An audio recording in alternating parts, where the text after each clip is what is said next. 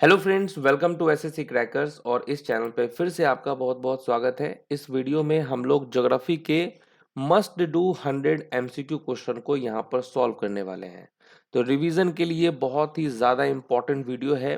तो out of 100 आपका कितना स्कोर आया है ये कमेंट करके आप ज़रूर बताएंगे। बहुत अच्छा कमेंट आया, रिस्पॉन्स आपका अच्छा आया तो फिर हम लोग जो है हिस्ट्री का भी रिवीजन करेंगे, पॉलिटी का भी करेंगे, साइंस सेक्शन का, ओके, कंप्यूटर का, इन सभी का भी जो है हम लोग मस्ट डू 100 एमसीक्यू क्वेश्चन को सॉल्व करेंगे। तो इसीलिए आपको जो है एक तरह से समझना है कि ये टेस्ट है आपका, और आउट ऑफ 100 जो है आपका कितना स्कोर आया है आप कमेंट करके ज़रूर बताएंगे। तो चलिए स्टार्ट करते हैं हम लोग फर्स्ट क्वेश्चन के साथ। तो पहला क्वेश्चन आपके स्क्रीन पर है कि which of the following statement is या आर करेक्ट। तो कौन सा स्टेटमेंट यहाँ पर करेक्ट है ये आपसे पूछा गया है। अब देखिए, जो सीजीएल मेंस का जो एग्जाम होगा उसमें इसी टाइप के क्वेश्चन जो है एग्जाम में पूछे जाएंगे, स्टेटमेंट रहेगा और उसमें से कौन सा स्टेटमेंट करेक्ट है इस टाइप के क्वेश्चन होंगे। तो यहाँ पर देखिए क्या होगा करेक्ट आंसर, कौन सा स्टेटमेंट सही है। The study of universe is known as cosmology. The universe comprises of billion of galaxies. Our own galaxy is called the Milky Way or the Akashganga.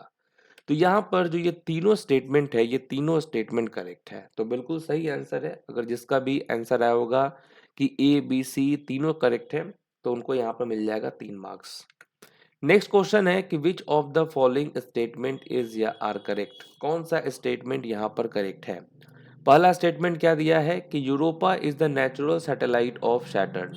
Lucifer is another name for the planet Venus. The outer core is responsible for Earth magnetic field. तो क्या लगता है आपको कौन सा statement यहाँ पर सही है।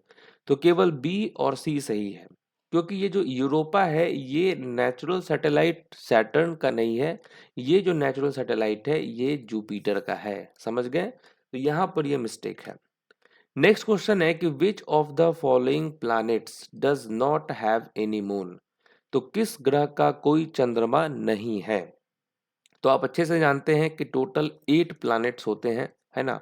उसमें से 2 ऐसे प्लैनेट्स हैं जिनका कोई भी मून नहीं होता है, कोई भी नेचुरल सैटेलाइट नहीं होता है। तो वो कौन से 2 प्लैनेट्स हैं। एक तो हो गया मरकरी, दूसरा हो गया यहाँ पर वेनस। तो वेनस यहाँ पर करेक्ट आंसर होगा। नेक्स्ट क्वेश्चन है कि which of the following is a dwarf planet in our solar system. तो ये जो ड्वार्फ प्लैनेट है यहाँ पर कौन है, यूरोपा, कैलिस्टो, मेक या गैनीमेड।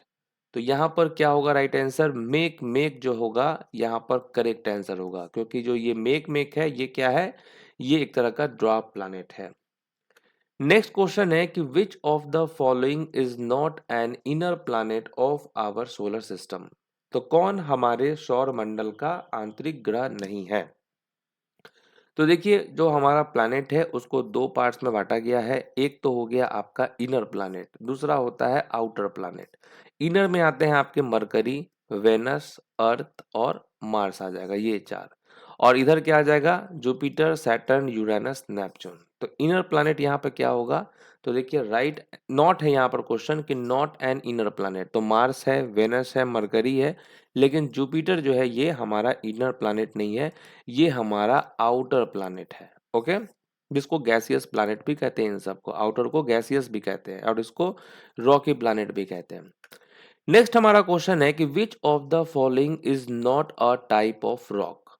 अब देखिए रॉक 3 टाइप के होते हैं।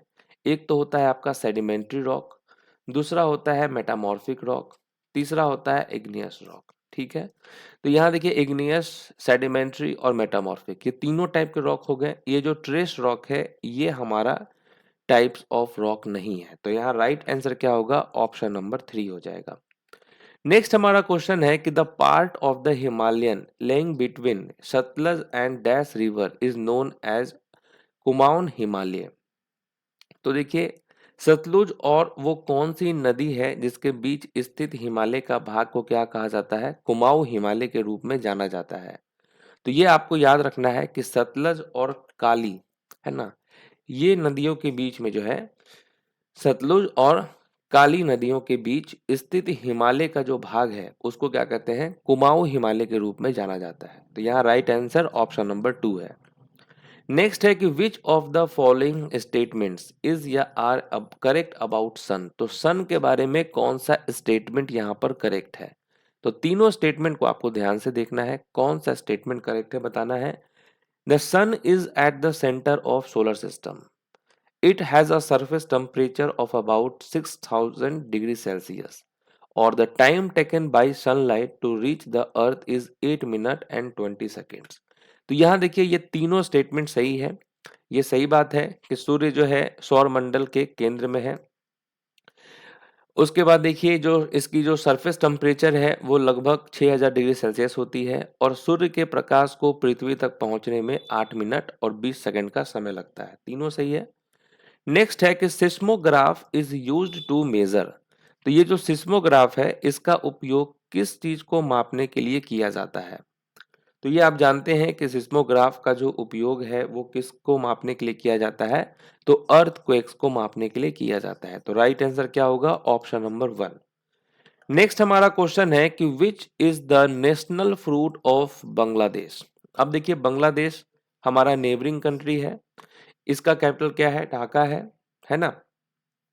बांग्लादेश का कैपिटल ढाका है और यहाँ का जो नेशनल फ्रूट है वो क्या है, जैक फ्रूट है, कटहल है। ठीक है, मुझे लगता है कि बहुत सारे लोगों को कटहल मालूम होगा और बहुत सारे लोगों को कटहल मालूम नहीं होगा जैक फ्रूट के बारे में, है ना। तो ये वहाँ का नेशनल फ्रूट है। नेक्स्ट क्वेश्चन है कि which group of reverse is a part of the peninsular drainage system. अब देखिए यहाँ पर पूछा गया है कि नदियों का कौन सा समूह प्रायद्वीपीय जल निकासी प्रणाली का हिस्सा है। अब देखिए दो टाइप के हमारे रिवर सिस्टम होते हैं। एक तो होता है हमारा हिमालयन रिवर सिस्टम, दूसरा होता है peninsular river system. Himalayan river system में जो नदियां होती हैं उनमें जो पानी का जो मेन स्रोत होता है वो ग्लेशियर से आता है। और जो पेनिसुलर रिवर होता है उसके पानी किस पे डिपेंड होते हैं, तो मौसम पे डिपेंड होते हैं, वर्षा पे डिपेंड होते हैं। तो हिमालयन रिवर में जो है कि 12 आप महीने देखेंगे, मतलब सभी मंथ्स में जो है यहाँ पे पानी रहेगा।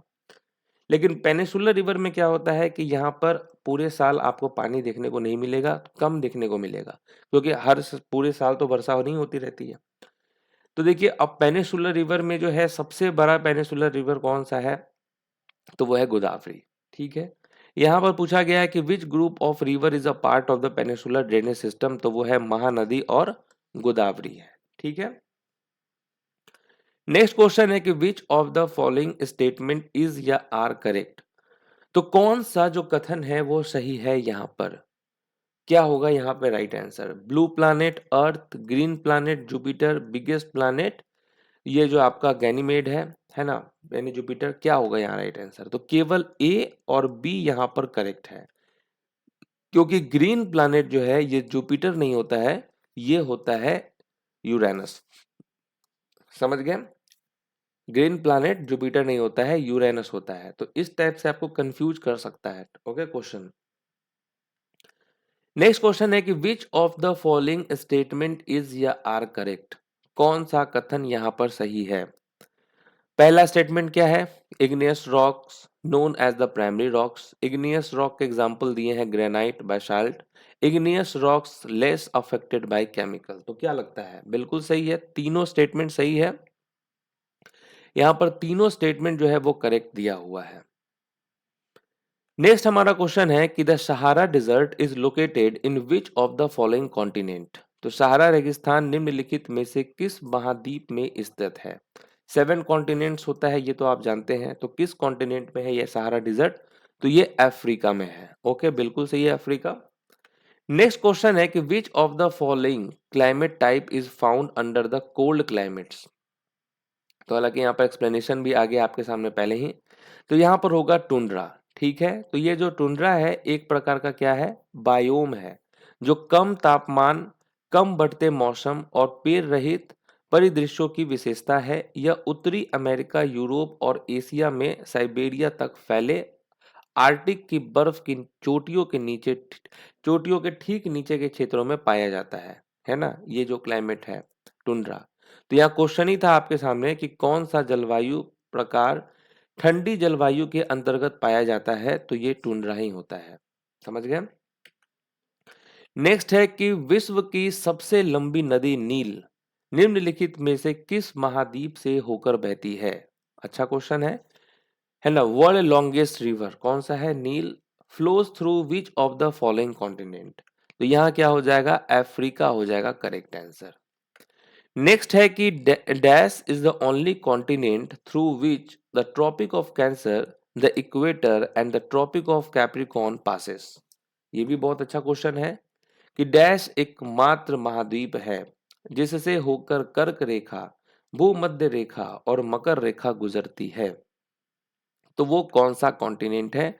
तो इसका भी आंसर जो है वो अफ्रीका हो जाएगा। ओके। नेक्स्ट क्वेश्चन है कि what is the average thickness of the continental crust of earth? तो यहाँ क्या पूछा गया है कि जो कॉन्टिनेंटल क्रस्ट का जो थिकनेस है उसका कितना थिकनेस है? एवरेज थिकनेस आपसे पूछा गया है। Average thickness of the continental crust of earth तो वो है 30 किलोमीटर। ठीक है, 30 किलोमीटर जो है इसका एवरेज थिकनेस है। नेक्स्ट क्वेश्चन है कि निम्नलिखित में से कौन सा कथन सही है? कौन सा कथन सही है ये आपसे पूछा गया है। Hottest planet Venus, morning star Venus, nearest planet to Earth Venus. तो क्या लगता है तीनों स्टेटमेंट में से कौन सा स्टेटमेंट सही है? तो यहाँ पर केवल पहला और तीसरा स्टेटमेंट सही है। मॉर्निंग स्टार जो है ये मार्स नहीं होता है, ये होता है Venus. Okay, morning star, evening star जो है वो वेनस होता है, अर्थ का ट्विन भी वेनस होता है, हॉटेस्ट प्लैनेट भी वेनस होता है और नियरेस्ट प्लैनेट टू अर्थ जो होता है वो भी वेनस होता है। तो यहाँ पर पहला और तीसरा सही था, दूसरा जो है यहाँ पर गलत था। ठीक है, नेक्स्ट हमारा क्वेश्चन है कि Nathula pass connects India with which of its neighbouring countries? तो ये जो नाथुला दर्रा है ये भारत को उसके किस पड़ोसी देश से जोड़ता है? नाथुला पास। तो ये इसका क्या होगा करेक्ट आंसर? राइट आंसर हो जाएगा यहाँ पर चाइना। तो ये जो नाथुला दर्रा है ये भारत को उसके किस पड़ोसी देश से जोड़ता है? तो चाइना के साथ जोड़ता है। नेक्स्ट क्वेश्चन है कि which of the following places is not located on the bank of river Ganga? अब क्योंकि गंगा गंगा की लेंथ कितनी है? 25 यानी 2525 किलोमीटर तक जो है इसकी लंबाई है। अब क्योंकि इतना लंबा नदी है तो उसके किनारे में बहुत सारे जो है सिटीज बसे होंगे, है कि नहीं? तो यहाँ पूछा गया है कि कौन सा स्थान गंगा नदी के तट पर नहीं स्थित है? तो ये जो हजारीबाग है ये गंगा नदी के तट पर स्थित नहीं है ना। नेक्स्ट क्वेश्चन है कि which of the following mountains is located near the river Dhauli Ganga? तो कौन सा पर्वत धौली गंगा नदी के पास स्थित है? तो वो कौन सा पर्वत है जो धौली गंगा नदी के पास स्थित है, उसका क्या नाम है? तो राइट आंसर हो जाएगा नंदा देवी। ठीक है, नंदा देवी यहाँ पर करेक्ट आंसर है। नेक्स्ट हमारा क्वेश्चन है कि Musi river is a tributary of which of the following river? Musi नदी निम्नलिखित में से किस नदी की सहायक नदी है?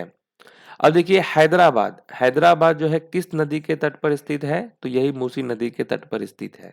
और यहाँ पूछा है क्वेश्चन आपसे कि मूसी नदी निम्नलिखित में से किस नदी की सहायक नदी नहीं है? तो वो कृष्णा नदी की सहायक नदी नहीं है। मूसी नदी निम्नलिखित में से किस नदी की सहायक नदी नहीं है? ओहो हो, किस नदी की सहायक नदी है? तो कृष्णा नदी की सहायक नदी है। ये क्वेश्चन है, वही सोचे कि यहाँ पर ये कैसे होगा। ठीक है, तो Musi river is a tributary of which of the following reverse? तो कृष्णा हो जाएगा, कृष्णा की सहायक नदी है। हैदराबाद जो है वो मूसी नदी के किनारे ही स्थित है। नेक्स्ट हमारा देखिए कृष्णा के बारे में कुछ, क्योंकि कृष्णा जो है वो इम्पोर्टेंट रिवर है ना। रिवर में भी देखिए गंगा रिवर बहुत इंपॉर्टेंट है, कृष्णा हो गया, कावेरी हो गया, गोदावरी हो गया, है ना, ये सब इंपॉर्टेंट रिवर है। तो कृष्णा नदी जो है वो भारत की सबसे महत्वपूर्ण नदियों में से एक है और गंगा और गोदावरी के बाद भारत की तीसरी सबसे लंबी नदी है। ओके, गंगा नदी की जो लंबाई वो सबसे ज्यादा है 2525 किलोमीटर। ठीक है, उसके बाद गोदावरी है, फिर आपका कृष्णा नदी है और तीसरी सबसे लंबी नदी है। कृष्णा नदी जो है वो गंगा, सिंधु और गोदावरी के बाद भारत में जल प्रवाह और नदी बेसिन क्षेत्र के मामले में चौथा सबसे बड़ा है। समझ रहे हैं? यह नदी जो है कृष्णा नदी महाराष्ट्र में महाबलेश्वर के पास से निकलती है और बंगाल की खाड़ी में गिरने से पहले महाराष्ट्र, कर्नाटक, आंध्र प्रदेश और तेलंगाना से गुजरते हुए दक्कन के पठार से लगभग 1400 किलोमीटर तक बहती है। तो ये भी इंपॉर्टेंट है, क्वेश्चन पूछता रहता है। इधर होता है अरेबियन सी, इधर होता है बे ऑफ बंगाल। तो बहुत सारी नदियां हैं जो कि बे ऑफ बंगाल में गिरती है, बहुत सारी नदियां हैं जो अरेबियन सी में गिरती है। तो ये जो कृष्णा नदी है, ये बे ऑफ बंगाल में जो है ये अपना रिवर डिस्चार्ज करती है, ठीक है, पानी डिस्चार्ज करती है। और ये महाराष्ट्र, कर्नाटक, आंध्र प्रदेश, तेलंगाना इन सभी राज्यों से होकर गुजरते हुए 1400 किलोमीटर तक बहती है। कृष्णा नदी इन राज्यों के लिए सिंचाई का एक प्रमुख स्रोत है। नदी की 13 प्रमुख सहायक नदियां हैं। कृष्णा नदी की कितनी सहायक नदियां हैं? तो 13 सहायक नदियां हैं। और उनमें से जो इम्पोर्टेंट है वो कौन कौन सी है? घटप्रभा नदी, मालप्रभा नदी, भीमा नदी, तुंगभद्रा और मूसी नदी, ये सब शामिल है ना। कृष्णा नदी की ये सब सहायक इंपॉर्टेंट नदियां हैं, तो ये भी आपको ध्यान रखना है। घटप्रभा नदी, मालप्रभा नदी, भीमा नदी, तुंगभद्रा और मूसी, ये सब किसकी सहायक नदियां हैं? तो कृष्णा की सहायक नदियां हैं। और ये कहाँ से निकलती है? तो महाराष्ट्र में महाबलेश्वर के पास से निकलती है। और कहाँ गिरती है? बंगाल की खाड़ी में। नेक्स्ट क्वेश्चन है, the asteroid belt lies between which to planets. तो ये जो एस्टेरॉइड बेल्ट होता है, ये किन दो ग्रहों के बीच स्थित होता है? तो ये आपको ध्यान रखना है, किन दो ग्रहों के बीच होता है? तो मार्स और जुपिटर के बीच में जो है आपको ये बेल्ट मिलेगा, ठीक है, एस्टेरॉइड बेल्ट मार्स और जुपिटर के बीच में। नेक्स्ट क्वेश्चन है कि निम्नलिखित में से कौन सी नदी पंचनद में शामिल नहीं है? पंचनद में कौन सी नदी शामिल नहीं है? तो यहाँ क्या होने वाला है करेक्ट आंसर? तो देखिए इंडस हो जाएगा करेक्ट आंसर यहाँ पर, ठीक है, इंडस। तो बेसिकली पंचनद क्या है? तो देखिए पंचनद नदी जो है ये पाकिस्तान के पंजाब में बहावलपुर जिले के अंतिम छोर पर स्थित एक नदी है, ठीक है। तो ये जो बहावलपुर है ये पाकिस्तान के पंजाब में बहावलपुर जिले के अंतिम छोर पर स्थित एक नदी है। पंचनाद नाम का संस्कृत में अर्थ है 5 नदियों, और यह नदी पंजाब की 5 नदियों के क्रमिक संगम या विलय से बनी है। झेलम नदी, चिनाब नदी, रावी नदी, ब्यास नदी, सतलज नदी। तो ये वो 5 नदी है जिससे ये, है ना, इसका मतलब ही होता है 5 नदियां। और ये 5 नदियां आपको याद रखना है क्योंकि क्वेश्चन पूछता है इससे। और वो कौन कौन सी है? झेलम, चेनाब, रावी, ब्यास और सतलज। ओके। पंचनाद नदी लगभग 44 मील तक बहती है और मिथनकोट में सिंधु नदी में मिल जाती है। ओके, तो ये इंपॉर्टेंट चीज है, आपको ध्यान रखना है। नेक्स्ट क्वेश्चन है कि which of the following river basin is present in Odisha. तो कौन सा वो रिवर बेसिन है जो प्रेजेंट है ओडिशा में?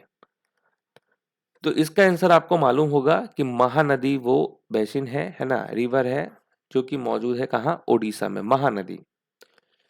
नेक्स्ट क्वेश्चन है कि which of the following have mountain range young fold mountain. तो निम्नलिखित में से किसमें पर्वत श्रृंखला युवा विलित पर्वत है? तो यहाँ पर पूछा गया है कि which of the following have mountain range young fold mountain. तो राइट आंसर क्या होगा? Alps mountain range. समझ गए? Alps mountain range. नेक्स्ट है कि which of the following states is Anjar lake located. तो ये जो अंजर लेक है ये कहाँ पर लोकेटेड है, कहाँ पर स्थित है ये? तो देखिए ये जो लेक है ये है जम्मू एंड कश्मीर में। ओके, बहुत इंपॉर्टेंट लेक है, Jammu and Kashmir. Next question है कोलेरू लेक कहाँ पर लोकेटेड है। अब कोलेरू लेक जो है ये भी बहुत इंपॉर्टेंट है, और ये लेक कहाँ पर है, किस राज्य में? तो आंध्र प्रदेश में है कोलेरू लेक। नेक्स्ट क्वेश्चन है चिल्का लेक। ये चिल्का लेक जो है ये कहाँ पर स्थित है? तो जो चिल्का लेक है ये कहाँ है? तो ये ओडिशा राज्य में है चिल्का लेक, ये भी इंपॉर्टेंट लेक है। नेक्स्ट क्वेश्चन है कि which one of the following is called a red planet. तो लाल ग्रह किसे कहा जाता है? Red planet. तो ये आप जानते हैं रेड प्लैनेट कौन है? तो मार्स जो है वो रेड प्लैनेट है। इवनिंग स्टार, मॉर्निंग स्टार, अर्थ ट्विन जो है ये कौन है? हॉटेस्ट प्लैनेट वेनस है। ओके। बिगेस्ट प्लैनेट जो है ये मरकरी है, और स्मॉलेस्ट प्लैनेट आपका मरकरी हो गया। नेक्स्ट क्वेश्चन है कि among the following reverse which is not a tributary of the Indus river system. तो यहां पूछा गया है कि कौन सिंधु नदी प्रणाली की सहायक नदी नहीं है। यहाँ पर कौन है वो जो सहायक नदी नहीं है? इंडस रिवर सिस्टम की। तो यहाँ राइट आंसर क्या हो जाएगा? कोसी हो जाएगा करेक्ट आंसर। कोसी जो है वो किसकी सहायक नदी है? तो ये गंगा नदी की सहायक नदी है, ये भी आप जानते हैं। नेक्स्ट है कि with which country does India share the longest border? Bharat किस देश के साथ सबसे लंबी सीमा साझा करता है? तो यहाँ बात हो रही है लॉन्गेस्ट बॉर्डर की, तो वो कौन सा कंट्री है? तो वो है बांग्लादेश। बांग्लादेश के साथ भारत का, है ना, सबसे लंबा सीमा साझा है। नेक्स्ट है कि Bangladesh share its border with which of the following states of India? Bangladesh Bharat के निम्नलिखित में से किस राज्य के साथ अपनी सीमाएं साझा करता है? तो अपनी सीमाएं साझा करता है किस राज्य के साथ? तो वो है मेघालय। ठीक है, मेघालय करेक्ट आंसर हो जाएगा। देखिए, इंडिया और बांग्लादेश के बीच में टोटल कितना किलोमीटर का बॉर्डर है? तो वो है 4096 किलोमीटर का। ओके, ये इंटरनेशनल लॉन्ग बॉर्डर है। कितना? 4096। और किन किन राज्यों के साथ सीमा लगता है? तो असम, त्रिपुरा, मिजोरम, मेघालय और वेस्ट बंगाल। ये आपको याद करना जरूरी है। ठीक है, इसको तरीका भी है याद करने का कि जो एटीएम है ना, एटीएम वो कहाँ है? वो वेस्ट बंगाल में है। ठीक है, तो एटीएम का मतलब हो गया असम, त्रिपुरा, मिजोरम, मेघालय, और कहाँ एटीएम? तो वेस्ट बंगाल में है। नेक्स्ट हमारा क्वेश्चन है कि which of the following is a peninsular river? तो पेनिसुलर रिवर के बारे में हमने डिस्कस कर लिया कि इस टाइप के रिवर कैसे होते हैं। ये रिवर जो होते हैं ये मौसम पे डिपेंड होते हैं। वर्षा होती है तो रिवर का फ्लो जो है वो बहुत तेज में हो जाता है ना। और Ganga river system, sorry, Himalayan river system का तो मालूम ही है, जो ग्लेशियर से पानी निकलते रहता है, बर्फ पिघलता है, पानी आता रहता है। तो इसमें नर्मदा हो जाएगा करेक्ट आंसर। नर्मदा जो है वो पेनिसुलर रिवर है, गोदावरी पेनिसुलर रिवर है। इंडस, ब्रह्मपुत्र और गंगा ये जो है ये हिमालयन रिवर सिस्टम है। ठीक है, हिमालयन रिवर है ये। नेक्स्ट क्वेश्चन है Devmali is the highest mountain peak of dash? तो ये जो देवमाली है ये डैश की सबसे ऊंची पर्वत चोटी है। तो क्या हो जाएगा? ओडिशा होगा करेक्ट आंसर। ओडिशा की सबसे ऊंची पर्वत चोटी कौन है? देवमाली। ओके, नेक्स्ट क्वेश्चन है कि where is Pachmarhi biosphere reserve? तो ये जो पंचमढ़ी बायोस्फीयर रिजर्व है ये कहाँ है? देखिए टोटल कितने बायोस्फीयर रिजर्व हैं? तो 18 बायोस्फीयर रिजर्व्स है ना। और उसमें से एक है पंचमढ़ी बायोस्फीयर रिजर्व, जो कि कहाँ है? तो ये मध्य प्रदेश में है। ओके, मध्य प्रदेश।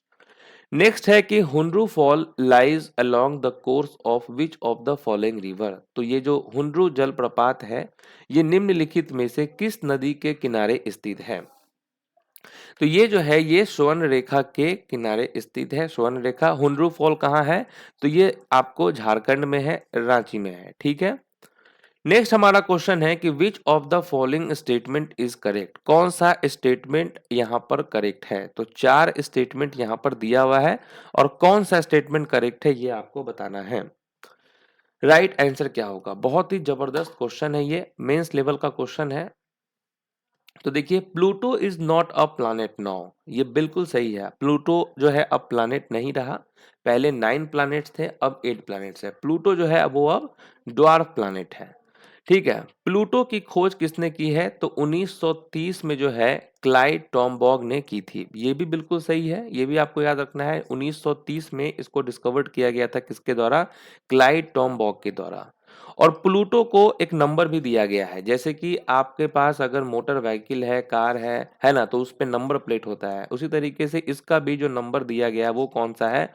134340। ये नंबर याद कर लेंगे, 134340 जो है ये वो नंबर है। समझ गए? यानी कि ऑल ऑफ द एबव जो है यहाँ पर होगा राइट आंसर। तीनों सही स्टेटमेंट है। नेक्स्ट क्वेश्चन है कि which of the following is also known as the white mountain? तो किसे जो है व्हाइट माउंटेन के नाम से भी जाना जाता है? व्हाइट माउंटेन के नाम से किसे जाना जाता है?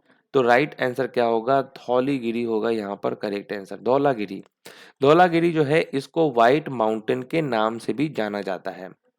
नेक्स्ट क्वेश्चन है कि which of the following rivers flows through both the state West Bengal and Sikkim? तो निम्नलिखित में से कौन सी नदी पश्चिम बंगाल और सिक्किम दोनों राज्यों से होकर बहती है? तो पश्चिम बंगाल और सिक्किम दोनों राज्यों से होकर बहती है, वो कौन सी नदी है? तो राइट आंसर क्या हो जाएगा? तीस्ता हो जाएगा यहाँ पर करेक्ट आंसर। ठीक है, तीस्ता नदी। नेक्स्ट क्वेश्चन है कि dash is a city located on the confluences of river Yamuna and Ganga. तो वो कौन सा सिटी है जो यमुना और गंगा नदी के संगम पर स्थित है? तो वो कौन सा है? तो वो इलाहाबाद है। ठीक है, इसलिए इलाहाबाद को जो है होली प्लेस भी माना जाता है। ठीक है, नेक्स्ट क्वेश्चन है the Japfu range which is 3014 metre high is located in which state. तो देखिए ये अच्छा क्वेश्चन है। ये जो जफू 3014 मीटर ऊंची जफू श्रेणी किस राज्य में स्थित है? तो यहाँ पर क्या हो जाएगा राइट आंसर? नागालैंड हो जाएगा। ठीक है, नागालैंड में स्थित है ये जफू रेंज। अब इसके बारे में देखिए, ये जो जफू रेंज है ये भारत के नागालैंड राज्य में स्थित एक पर्वत श्रृंखला है। कहाँ है? नागालैंड राज्य में जफू रेंज। यह नागालैंड का चौथा सबसे ऊंचा पर्वत है। नागालैंड का जो है ये चौथा सबसे ऊंचा पर्वत है और बरेल रेंज में सबसे ऊंचा पर्वत है। माउंट जफू दुनिया में अपने सबसे ऊंचे रेडोडेंड्रोन पेड़ के लिए जाना जाता है। तो ये जो रेडोडेंड्रोन जो है, ये जो पेड़ है, इसके लिए जाना जाता है, जिसे 1993 में खोजा गया था और इसकी ऊंचाई 20 मीटर यानी कि 65 फीट दर्ज की गई है।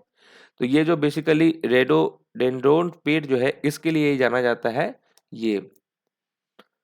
नेक्स्ट हमारा क्वेश्चन है कि सौरो ऑफ बंगाल जो है ये किस नदी को कहा जाता है? किस नदी को बंगाल का शोक कहा जाता है ना? बंगाल का शोक कहा जाता है दामोदर नदी को, ये आप जानते हैं।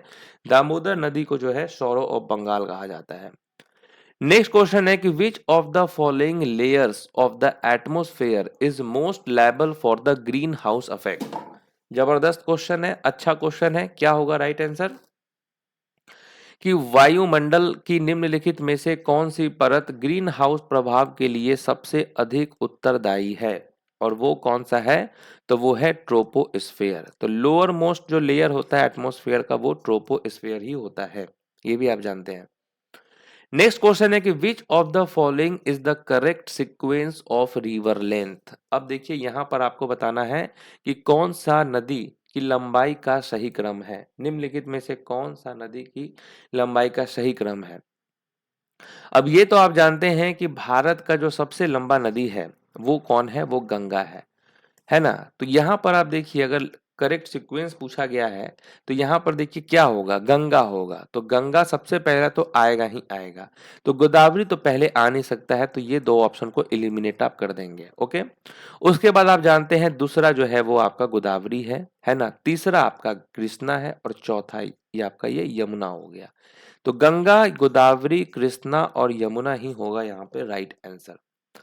नेक्स्ट क्वेश्चन है the city of Vijayawada lies on the bank of which of the following river. तो ये जो विजयवाड़ा है ये शहर है, आंध्र प्रदेश में है ये विजयवाड़ा। इनमें से किस नदी के तट पर स्थित है ये विजयवाड़ा? तो ये कृष्णा नदी के तट पर स्थित है विजयवाड़ा। ओके, नेक्स्ट क्वेश्चन है कि which of the following is a plutonic rock. तो प्लूटोनिक चट्टान जो है ये किसे कहा जाता है? ठीक है, कौन है? निम्नलिखित में से कौन जो है एक प्लूटोनिक चट्टान है? तो प्लूटोनिक रॉक जो है वो है ग्रेनाइट। ये आपको याद रखना है। ये जो ग्रेनाइट है ये किस टाइप का रॉक है? तो ये प्लूटोनिक रॉक है, ये भी आपको ध्यान रखना है। नेक्स्ट क्वेश्चन है कि which layer of atmosphere can experience burning up of meteorites. तो देखिए यहाँ क्वेश्चन है कि वायुमंडल की कौन सी परत उल्का पिंडों के जलने का अनुभव कर सकती है? तो वो कौन सा लेयर है? तो मेसोस्फेयर हो जाएगा करेक्ट आंसर। तो ये आप याद कर लेंगे कि which layer of atmosphere can experience burning up of meteorites, तो मेसोस्फेयर हो जाएगा। नेक्स्ट है कि where is Sundarbans biosphere reserve. अब देखिए सुंदरबन बायोस्फीयर रिजर्व ये कहाँ है? ये भी आप जानते हैं कि ये वेस्ट बंगाल में है और ये किसका पार्ट है? तो Ganga and Brahmaputra river system का ये पार्ट है, part of the delta of Ganga and Brahmaputra river system. ये सुंदरबन बायोस्फीयर रिजर्व कहाँ है? वेस्ट बंगाल में है।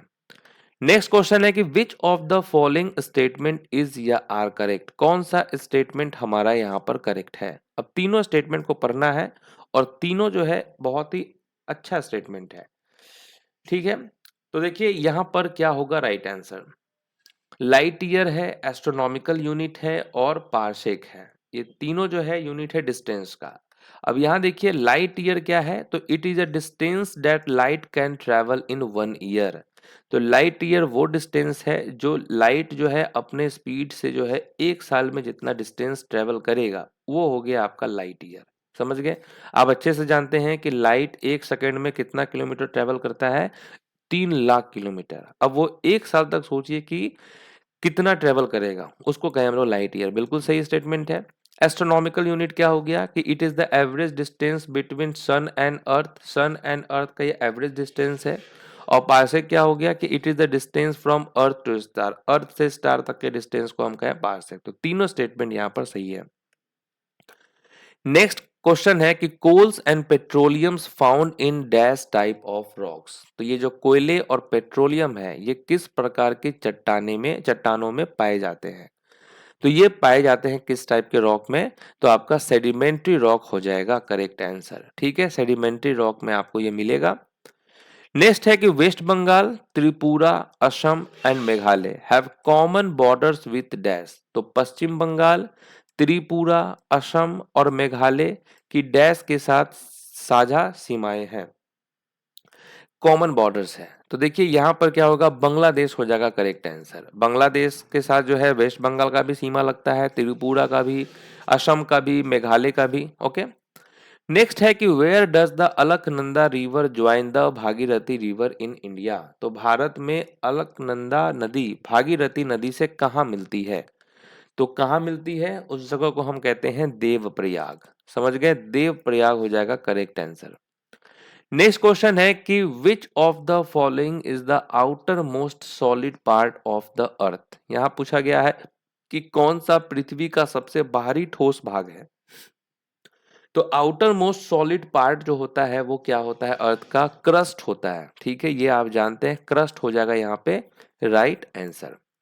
नेक्स्ट है कि Koteshwar hydro electric power project is located on the river dash. तो ये जो कोटेश्वर जो हाइड्रो इलेक्ट्रिक पावर प्रोजेक्ट है ये किस नदी पर स्थित है। ये क्वेश्चन इंपॉर्टेंट है, एग्जाम में 2-3 बार ये क्वेश्चन पूछा गया है। तो राइट आंसर होगा भागीरथी। समझ गए, भागीरथी नदी पर ही स्थित है ये Koteshwar hydro electric power project. Next है the northern plain in India is formed of which soil. तो भारत में उत्तरी मैदान किस मिट्टी से बना है। जो उत्तरी मैदान है, नॉर्दर्न प्लेन है, वो किस मिट्टी से बना है, तो एलुवियल सॉइल से बना है ना। सॉइल के भी बहुत सारे टाइप होते हैं, लैटेराइट, एरिड, एलुवियल, ब्लैक, है ना, ये सब टाइप ही है। नेक्स्ट क्वेश्चन है कि in which Indian state will you find the river Muhuri. Okay, तो ये जो मुहिरी जो रिवर है ये किस राज्य में आपको मिलेगा, किस राज्य में ये बहता है। तो ये जो है त्रिपुरा में बहता है। ठीक है, तो त्रिपुरा होगा यहाँ पे करेक्ट आंसर। तो मुहिरी नदी जो है ये त्रिपुरा राज्य में मिलेगी। नेक्स्ट है which micro nutrient is supplied by soil to plant. बहुत ही अच्छा क्वेश्चन है कि मिट्टी द्वारा पौधों को कौन सा सूक्ष्म पोषक तत्व मिलता है। ठीक है, ये आप देखिए मिट्टी हो गया, ये सब मिट्टी हो गया और ये प्लांट हो गया। तो मिट्टी द्वारा पौधों को कौन सा सूक्ष्म पोषक तत्व मिलता है, तो जिंक मिलता है। समझ गए, जिंक हो जाएगा यहाँ पे राइट आंसर, जिंक मिलता है। नेक्स्ट क्वेश्चन है कि when molten rock comes out the surface of Earth it is known as dash. तो जब पिघली हुई चट्टान पृथ्वी की सतह से बाहर आती है तो उसे हम क्या कहते हैं, लावा कहते हैं। ये तो आप जानते हैं, लावा हो जाएगा करेक्ट आंसर। नेक्स्ट क्वेश्चन है कि the layer of earth that separates the crust from the core is dash.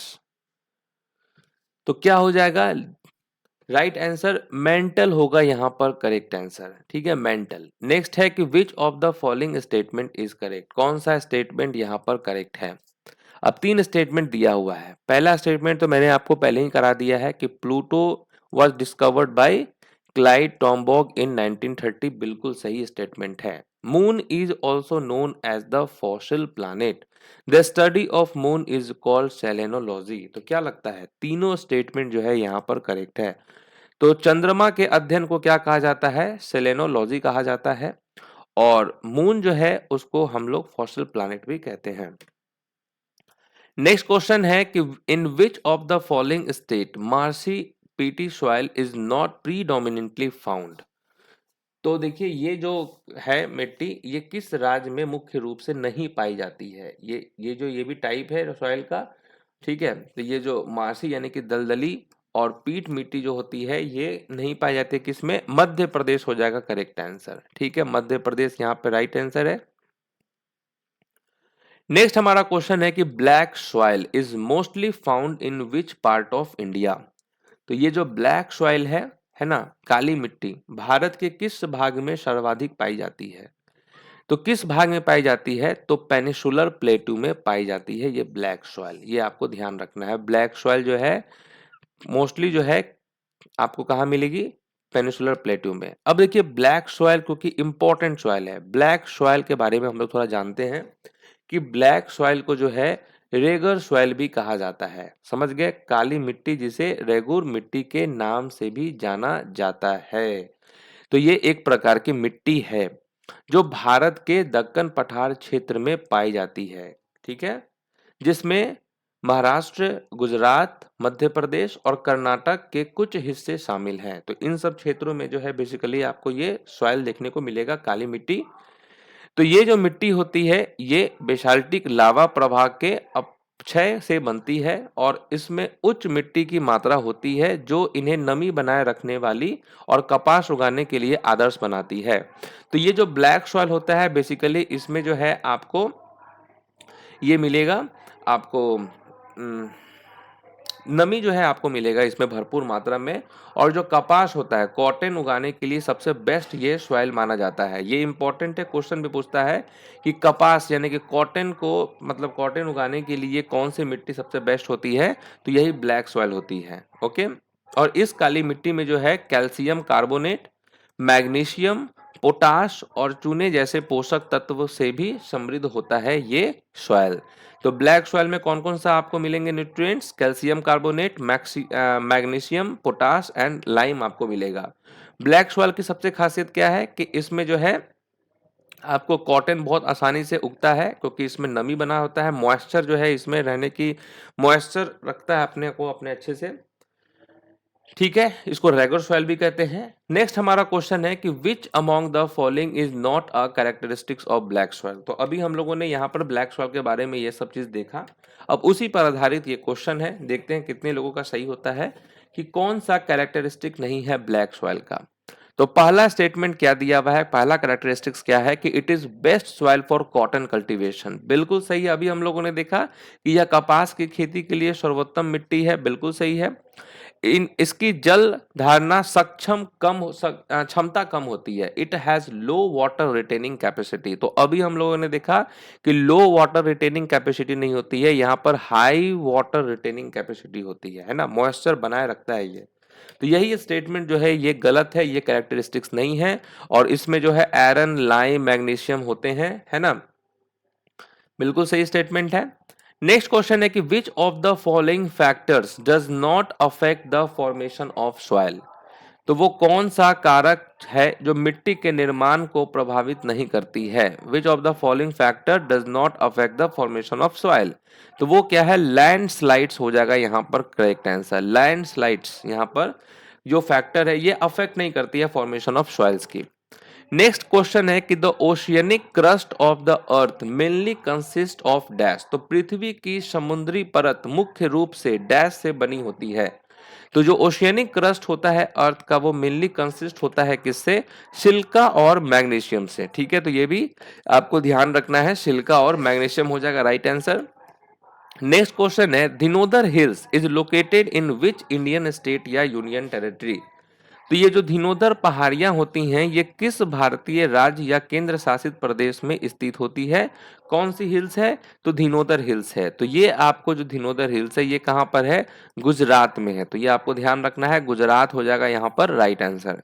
Next है कि tropic of Cancer passes through dash state of India. Tropic of Cancer यानी कि कर्क रेखा भारत के डैश राज्य से होकर गुजरती है। किस राज्य से होकर गुजरती है?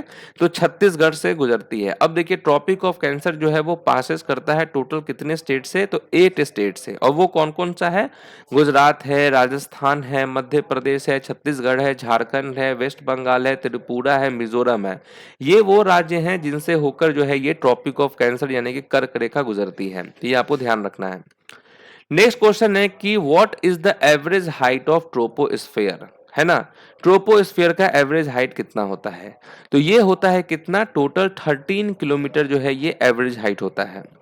नेक्स्ट है कि पर्पल रिवॉल्यूशन। अब देखिए रिवॉल्यूशन से भी क्वेश्चन आते हैं, है ना? तो जैसे कि ब्लू रिवॉल्यूशन जो है ये आपका फिश से हो गया, है ना? ग्रे रिवॉल्यूशन जो है पेट्रोलियम से हो गया।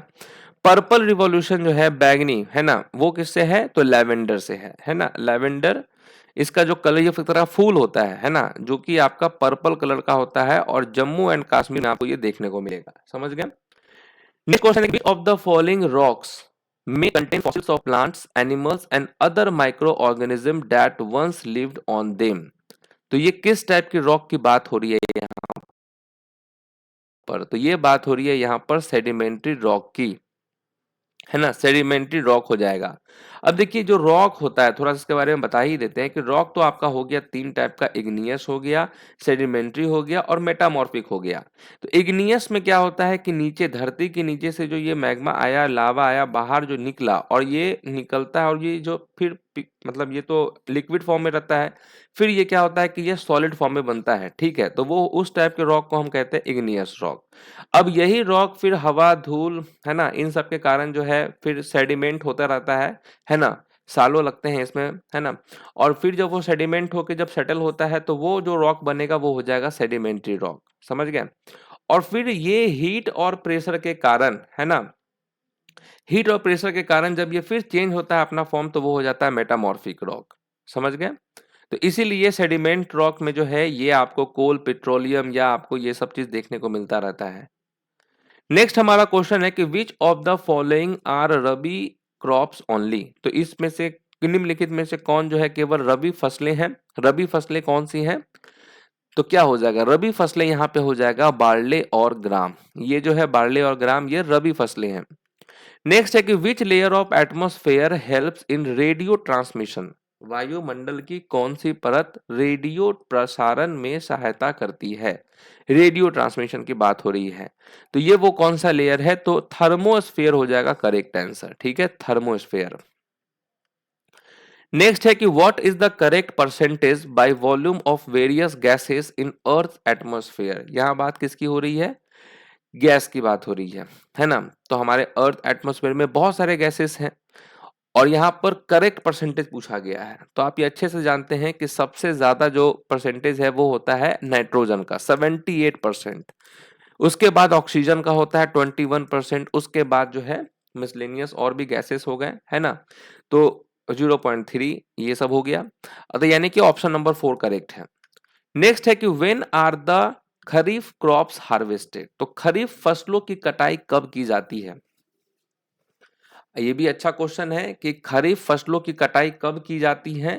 तो ये देखिए सितंबर और अक्टूबर के मंथ में जो है इसकी कटाई की जाती है। तो अभी तो अक्टूबर है ना, इस वक्त कटाई चल रही होगी। तो सितंबर एंड अक्टूबर यहाँ पर करेक्ट आंसर हो जाएगा। नेक्स्ट है कि which of the following is a rabi crops. कौन सी रबी की फसल है? ग्राउंडनट, मेज, पैडी या ग्राम। तो देखिए ग्राम जो है ये हमारा रबी क्रॉप है। Mushroom rocks are form due to dash. अब देखिए आपने तो देखा इग्नियस, मेटामॉर्फिक, सेडिमेंट्री, एक टाइप का मशरूम रॉक भी होता है। इसका जो है शेप जो है ऐसा हो जाएगा मशरूम टाइप से, ऊपर में ऐसे बड़ा सा हो जाएगा। मशरूम देखे हैं ना आप लोग, उसी टाइप का हो जाएगा। तो विंड, हवा, इन सब के कारण जो है एटमॉस्फेरिक प्रेशर, इन सब के कारण जो है इसके नीचे से जो है छोटा साइज रहेगा, ऊपर से बड़ा रहेगा। तो ये जो मशरूम रॉक जो है ये फॉर्म होता है ड्यू टू विंड इरोजन के कारण। ठीक है, ठीक है, विंड इरोजन, हवा उवा के कारण जो है ये अपना शेप इस तरीके का बना रहता है, इस टाइप से ये फॉर्म होता है। नेक्स्ट है कि which of the following oil seeds is grown both as a rabi crop and a kharif crop. तो यहाँ किसकी बात हो रही है? कौन सी तिलहन रबी फसल और खरीफ फसल दोनों के रूप में उगाया जाता है? तो वो है आपका कैस्टर सीड्स, अरंडी का बीज, है ना, ये हो जाएगा राइट आंसर। नेक्स्ट है कि dash is found in association with rocks composed of calcium carbonate. तो डैश कैल्शियम कार्बोनेट से बनी चट्टानों के साथ पाया जाता है। कौन पाया जाता है? तो लाइम स्टोन पाया जाता है ना। कैल्शियम कार्बोनेट से ही आप समझ गए होंगे कि लाइम स्टोन होगा यहाँ पे राइट आंसर। नेक्स्ट क्वेश्चन है कि Sam talks about an example of an igneous rock, और वो कौन सा एग्जाम्पल यहाँ पर है? सैंडस्टोन, बेसाल्ट, लाइमस्टोन या मार्बल? तो देखिए इग्नियस रॉक का जो एग्जाम्पल हो जाएगा वो हो जाएगा बेसाल्ट, यहाँ पर होगा करेक्ट आंसर। ठीक है, ग्रेनाइट भी इग्नियस ही रॉक है। नेक्स्ट है कि which of the following is a paddy crop. यहां पूछा गया है कि कौन सा पैडी क्रॉप है, क्या होगा राइट आंसर? कौन सा पैडी क्रॉप है? तो राइस जो है वो हमारा पैडी क्रॉप है। ओके। नेक्स्ट है कि which of the following is an example of sedimentary rock. अब बात हो रही है सेडिमेंट्री रॉक के एग्जाम्पल की, तो वो कौन सा है? तो वो है सैंड स्टोन। ठीक है, ग्रेनाइट जो है वो इग्नियस रॉक है, बसाल्ट जो है वो आपका क्या है? इग्नियस रॉक है ना। सैंडस्टोन क्या है? सेडिमेंट्री रॉक है। मार्बल मेटामॉर्फिक रॉक है। नेक्स्ट क्वेश्चन है कि which of the following rocks is formed by the cooling and crystallisation of magma. तो कौन सी चट्टान मैग्मा के ठंडा होने और क्रिस्टलीकरण से बनी है? वो कौन सा है? तो वो ग्रेनाइट हो जाएगा। समझ गए, ग्रेनाइट यहां पर करेक्ट आंसर है, ग्रेनाइट। नेक्स्ट क्वेश्चन है कि glacier are generally found in dash. तो ये जो ग्लेशियर है ये आमतौर पर डैश में पाए जाते हैं। कहाँ पे पाए जाते हैं? तो ये माउंटेन्स हो जाएगा यहाँ पर करेक्ट आंसर। ग्लेशियर आमतौर पर माउंटेन में पाए जाते हैं, पर्वत, यहाँ पे करेक्ट आंसर है। The Black Sea is in the dash ocean. काला सागर डैश महासागर में है। कहाँ पे है भाई ये? ब्लैक सी। तो ब्लैक सी जो है ये आपका अटलांटिक में है। समझ गए, अटलांटिक में है ये ब्लैक सी। नेक्स्ट है कि what type of rock is granite. अब देखिए यहां पूछा गया है कि ग्रेनाइट किस प्रकार की चट्टान है।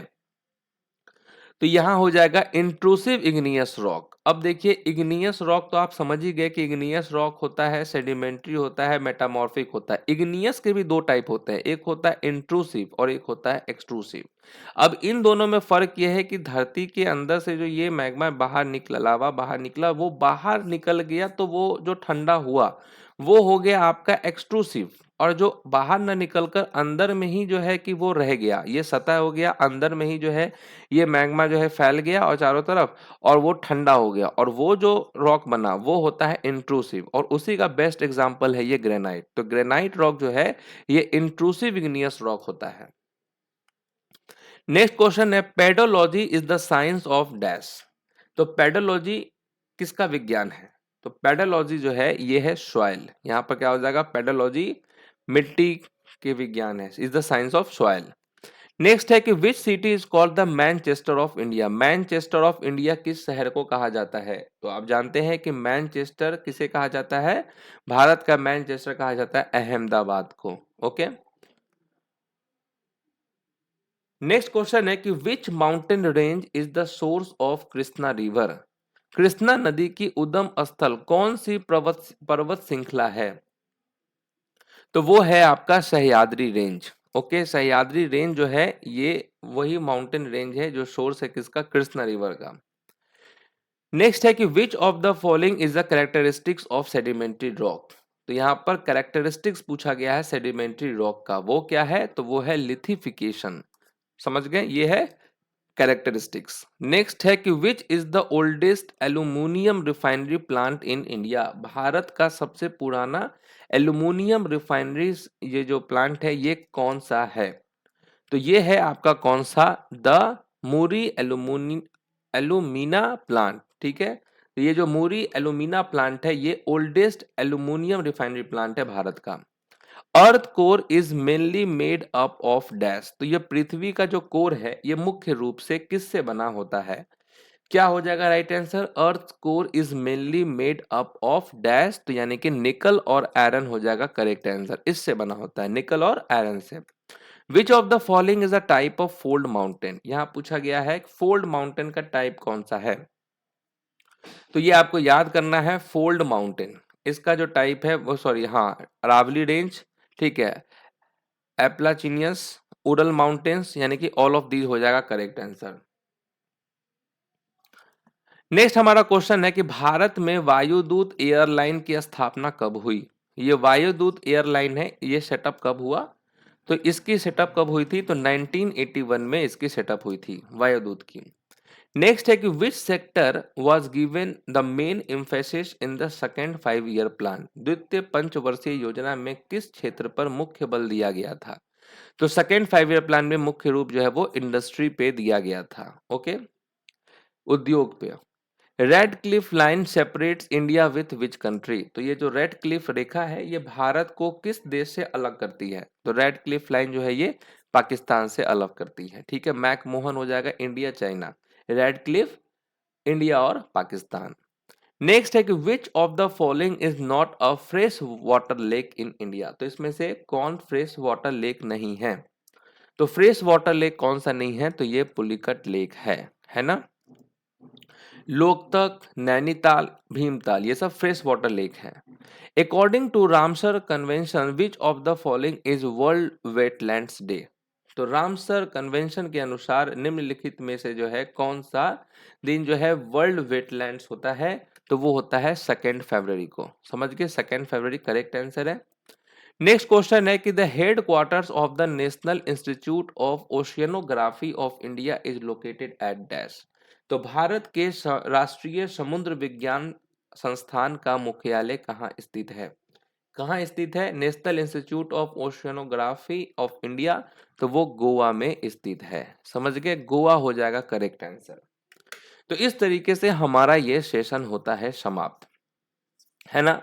तो इस सेशन में कितने क्वेश्चन थे, टोटल 100 क्वेश्चंस थे, और जिन स्टूडेंट्स ने जो है ये पूरे 100 क्वेश्चन अटेंड किया है वो जरूर जो है इस वीडियो के नीचे कमेंट करके अपना स्कोर बताएं कि कितना आपका स्कोर आया है।